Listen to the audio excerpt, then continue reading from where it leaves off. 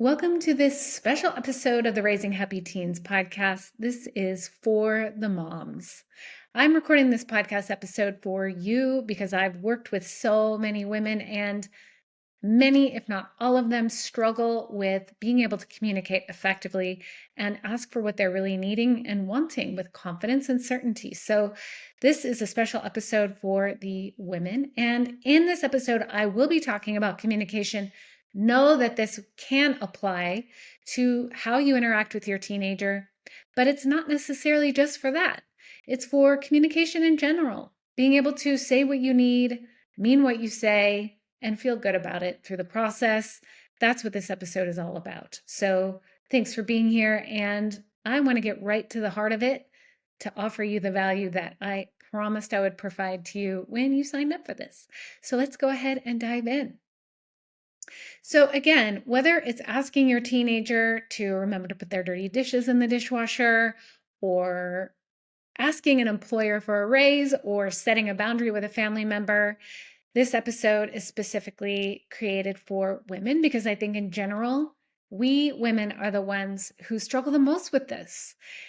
We want to say something and we want to ask for what we need and we want to stand up for ourselves, but we hesitate. And it really does impact our quality of life. We overextend ourselves, we endure, we ignore, and the cycle just continues. So like I mentioned, I'm going to be offering a lot of really great value here. Know that you can listen to this episode over and over and over. First, go through, just get the basics of it all. And then if you want to grab a pen and paper and start taking notes, you know how you learn best. But this is here and it's for yours to keep, all of this information. I'm going to start by just sharing the 10 reasons why we don't speak up. And then I'm going to talk about why it's so important for us, especially as women, to speak up. And I'm going to tell you how to speak up, how to use your voice effectively. And finally, I'm going to wrap it up by sharing some common pitfalls to watch out for. And I'm also including an extra resource to help you out. It is a throat chakra meditation, which, if you're not familiar with the chakras, it's basically an energy center in your body that's associated with communication, self-expression, and truth. So whether you're into that or not, it can help you be able to ground yourself and be able to speak clearly with your voice and with intention behind it. So that's there for you to use as you prepare to have conversations that you want to have and say the things that you want to say. So let's go ahead and dive into the heart of this episode. I wanted to start with why we don't speak up, because so many times it's easy to just jump into action, like just tell me how to do it. But part of really effectively being able to know how to do something is to be able to self-analyze why it can be challenging for you. And it starts with just understanding, awareness, and compassion for where you are now. And also to release the judgment as to why you have trouble speaking up or why you don't say things when you really want to, because we're always perpetually learning about ourselves as we grow. And the more you learn, the more you reflect and understand, the better you're going to be able to effectively align your actions with your intentions. So I'll dive into the 10 reasons why we don't speak up. And I want you to listen to this and just know in your head, identify. Is that me? Is this not me? Or maybe I have a tendency toward this. Maybe this could be what's going on. Just always with an air of curiosity and just kind of, highlight the ones that you feel like stand out for you. So the first one is the reason why we don't speak up is because we were never taught how to. So of course, if you don't know how to speak up for yourself, you're not going to be comfortable doing it. So maybe your parents never taught you how to speak up, or maybe it's frowned upon in the culture you were raised in, or you never had access to anyone who knew how to communicate their needs effectively. It's just not something that you were around. So how would you know how to do it if you were never taught? So just be aware of that. That could be something that's holding you back. Another one, the second one, is it's not how you were raised. So this goes back again to the culture that I mentioned in number 1, or your family of origin and what was modeled to you. So the priority might have been to be polite or to keep your thoughts and opinions to yourself. And this could cause some cognitive dissonance for you. Just it's uncomfortable to think about speaking out because it's been so ingrained in you that that's not the way we do things or you should do things. But remember, times change, and sometimes it's necessary to evaluate and potentially break old patterns, old paradigms, and outdated generational patterns that have been governing the way we live that maybe need to be shifted a little for your purposes and for the purposes of the family that you're raising and the people that you care about, and also society in general. Yes, it starts with you, extends to your family, and it extends to the world around you. So it may just not have been how you were raised. The third reason is because experiences you've had in the past, they hold you back. So maybe you spoke up once and you were embarrassed in the process, or you said something you regretted and you wish that you hadn't said it, or somebody made fun of you for standing up for yourself, or laughing at you, or disrespected you when you spoke your mind or said what you needed to say. And maybe even you lost a relationship with someone you cared about in the process. So you're hesitant. And that assumption is, if I speak up for myself, this could happen again.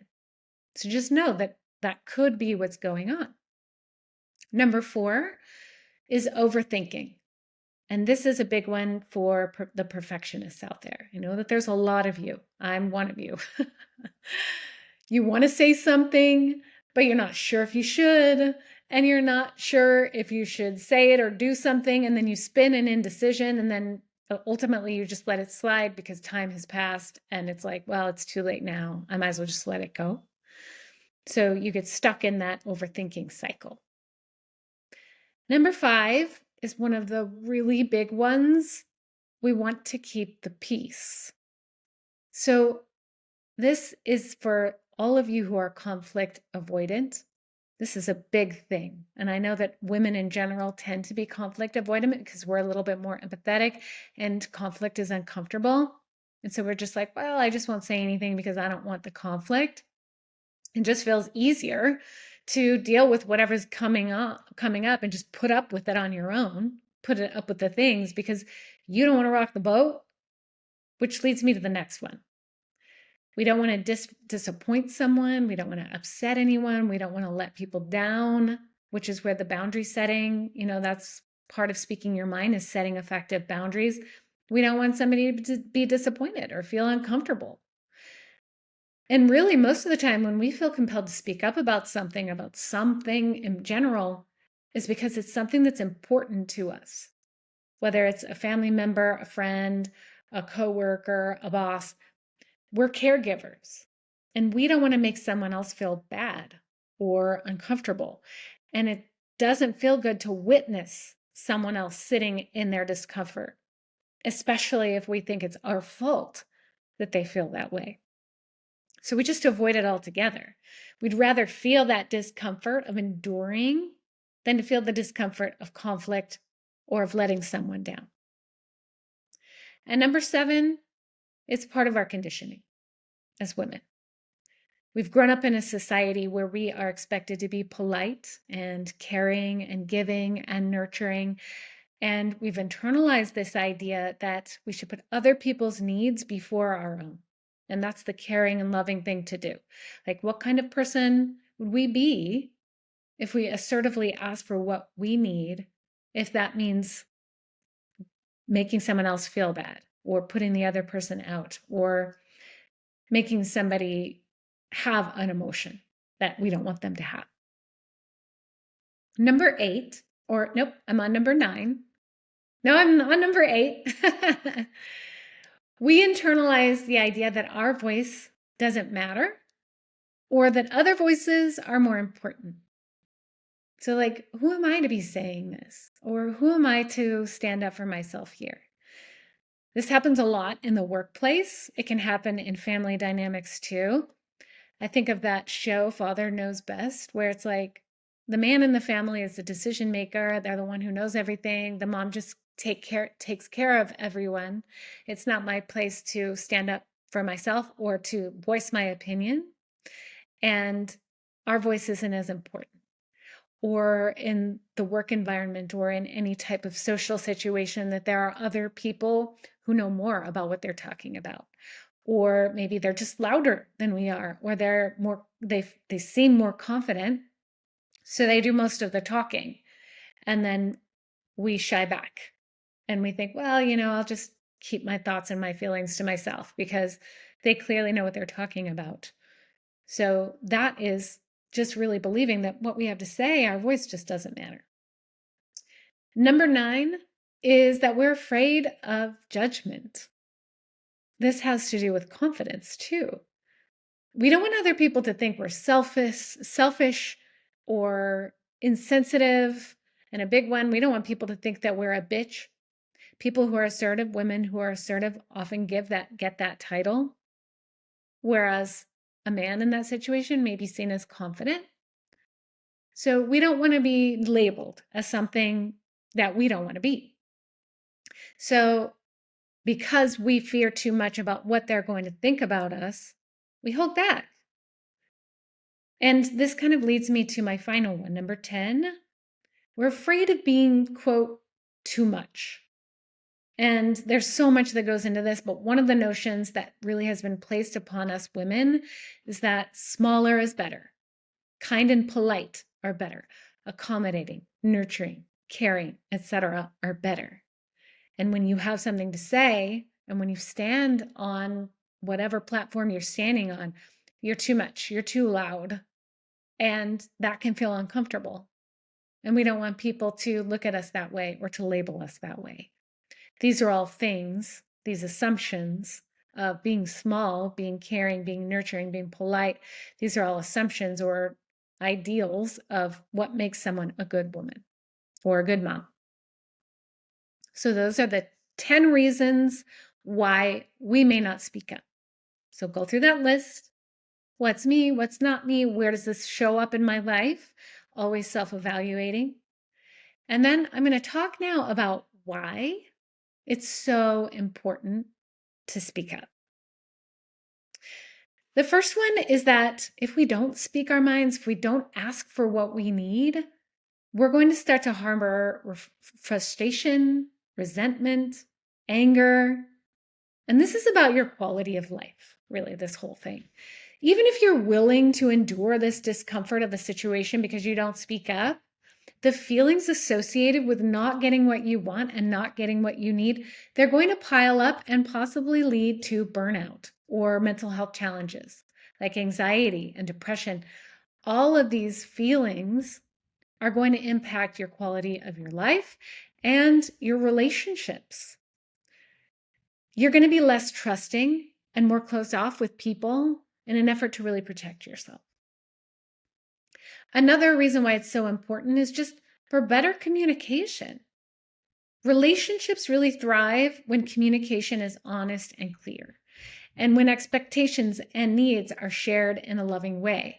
And of course, when those expectations and needs are heard and understood. So yes, of course, saying what you need to say and being able to express what you want in a relationship is important. Yes, it needs to be reciprocated.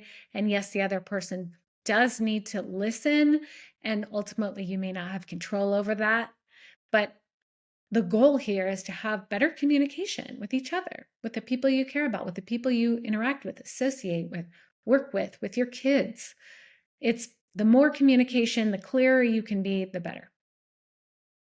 And it also leads to more meaningful conversations and deeper connections with people. Connection is something that we as human beings need in order to live and thrive. We need to feel connected and we need to feel supported by other people. And so when you're communicating clearly and in a loving way what you need and what you want and who you are going to be able to foster stronger connections. Another reason is, this is very straightforward, so the other person knows what you want and what you need. and who you are. And it can be so frustrating when the people we interact with, they don't do what we want them to do. Like in the examples that I mentioned before, when your teenager leaves their dirty dishes on the counter and doesn't put them in the dishwasher, it's frustrating, right? But if you don't ask for what you need, if you're not clear about it, how would they know? If you haven't shared your thoughts about it or what you need and what you're wanting from the situation, they need to know. And also to be able to align yourself with like-minded people, people who share your and respect your values, your opinions, and such. And so when you're communicating and you're being honest and open about these things, you're less likely to attract somebody who doesn't really know the full you. And you're less likely to be in situations where you feel like you have to be the fake version of yourself or a muted version of yourself just for self-preservation. The more clear you are about where you stand on things, the more aligned you're going to be with the people around you, because those who are not your people will just weed themselves out. Which goes back to the discomfort of fear of, I don't want to lose these relationships. And yes, all of this process is for you to get clear on what you're needing and what you're wanting in your life. You don't want fake friends. You don't need fake friends. You need people who understand you, care about you, and respect you. And that comes with being clear on how you're communicating with them. And the last reason, and I want you to hear me when I say this, your voice matters. How you feel and what you need matters.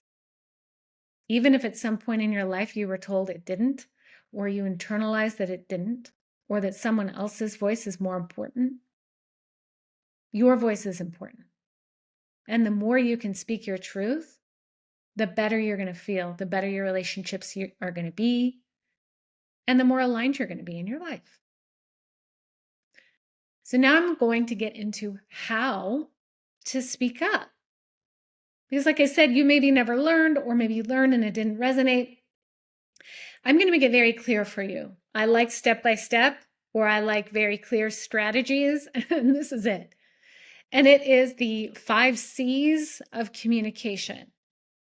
And I'm going to go through these. They don't necessarily have to be in this order, but they all are a part of effective communication and effectively being able to say what you need to say in a way where the other person will actually be more receptive to hearing you. The first one is to be calm. This is the first C, to be calm. So before you have the conversation, before you share your needs, before you talk to the person, do something that will help you feel calm and grounded. So maybe it's a meditation. And like I mentioned, I have the chakra clearing meditation. You can do that. Yes, it's for clearing your chakra, but it's also very grounding. And anything really that you know that works for you, whether it's taking a few deep breaths, going for a walk, playing with your dog, having a hug from a friend or somebody that you trust and love, get yourself grounded so that you can feel centered and just confident as you go in. That doesn't mean that you're not going to be nervous. That doesn't mean that you're not going to be a little bit afraid. It just means that your emotions aren't high. You're not feeling big emotions like frustration and anger and letting those run the show. So just give yourself time in advance. And this is part of the being calm, is to address your fears and frustrations and all the potential outcomes before you say what you're going to say, so that you don't feel so caught off guard or worried about the outcome. So really give yourself to explore the worst case scenario, explore the fears that you have. And then also prepare yourself like, yes, these things could happen and I still want to say what I want to say. The second C is confident. So you're calm and you're confident. So confidence is not just about what you say, but about how you say it. And it starts with the energy behind it, which is why getting calm and grounded first is so important. And doing the work beforehand is so important, because when you're sure about what you're going to say and why you're going to say it, you'll feel more confident about it. You'll be more willing to put up with whatever potential side effects because you know it's important to you to say it. The third C is clear. Be clear on the outcome that you're after and be clear on what it is you want to say. And also why. What is the message you're wanting to send by saying what you're going to say? And also, it has to do with how you say things. So when you're clear, you're more likely to be able to say what you need to say confidently. And if it helps, you can write it down or even practice it in advance with somebody or even just on your own or with your dog or your cat. The next C, the fourth C, is curious. This can come before. The curiosity can be part of the before process in understanding the other person and what they may be experiencing and their point of view, but also during the conversation is curious on what's coming up for them. So just where the other person is coming from. You're empathizing with them. That's important, yes, but not to the point where you're taking on their emotional response as your own. So just being curious. And if you're calm, you're more likely to be able to access that curiosity. And the fifth C is something I know that you probably are really great at, is compassionate. And here it involves, like I mentioned, being empathetic to the other person's response or how they receive what it is that you're saying. But it's also being willing to hold space for whatever discomfort comes up for them. Because they may not like what you have to say. They may not want to hear it. And they're allowed to have their own experience. And this is where having an empathetic presence and active listening comes in. You do not have to sit in their discomfort if you don't want to. It's perfectly fine for you to say what you need to say and then leave. But if it's a relationship where you want to have a conversation with them and make sure that you have a good connection with them, being able to witness their response and hold space for their response is really important. And being able to actively listen to what comes up for them is also important in being able to maintain that relationship and the integrity of your relationship with them. So like I said, they're allowed to have their own experience. You're just letting them have it. You're not trying to fix it. You're not accommodating, and you're not apologizing. You're just being a witness. You're just letting them have their moment. And so here are 3 pitfalls just to watch out for when you're doing these things. The first is over-explaining. Giving 1,001 reasons why you're saying what you're saying and what you're needing. Now, clear to the point. You don't need to over-explain. Number 2 is apologizing. Saying you're sorry for wanting what you want or needing what you need, or that it's inconvenient for the other person. Apologizing for the impact it has on them. Instead, acknowledge their feelings and validate their experience. I have podcasts on that. I talk about that all of the time. This can be done in any conversation. I hear you're frustrated. It makes sense that you're frustrated. It's understandable that you would be frustrated, right? You're witnessing and holding space, but you're not apologizing and not making excuses for what's happening. And the third pitfall is changing your mind when you see that they're having a response. So this again is where remaining calm and curious can come in handy. And it's essentially when you change your mind, you're essentially backing down because these things get uncomfortable. And they are uncomfortable. Of course, you don't want to say this thing that could potentially upset someone else or cause a response in them, a reaction in them that you don't want them to feel or that's uncomfortable for you to witness. And so backing down, like, oh, never mind, I changed my mind, it's okay. If it's really that important to you, you're not going to want to back down. You're not going to want to change your mind. And like I said, it might get uncomfortable. But the more you practice this type of interaction or witnessing discomfort without feeling the need to fix or change, the less discomfort it will give you. I'm not saying it's going to get easy. It probably will never get easy. And it likely never will get easy, especially if you're a caring and nurturing person, someone who's empathetic. It may always be hard, and that's okay too. But be clear on this. Everyone is responsible for their own emotions. You can't control how someone's going to respond to what you're saying. The only thing you can control is your response and what you say. Your response in any situation is really governed by your thoughts and how you feel. And this includes thoughts and feelings about the past, the present, and the future. So what's gone on before, what's happening now, and what could happen down the road. You cannot control how other people are going to feel. You can control how you feel, how you respond, and what you do in any situation. And also, speaking to the past, the present, and the future, just be aware of any assumptions you might have about yourself or the other person, assumptions about past interactions, what they will, what they won't do, how they will and won't feel, how this might impact your relationship, what they will and won't think about you. Just be aware of those assumptions and how they're popping up and how they're impacting your energy around this and your willingness to really stand in your truth and say what you need to say. So go forth, implement this in your life, stand up for what you believe in, set your boundaries, protect your energy, all of the above. I am right there behind you. We're in this together.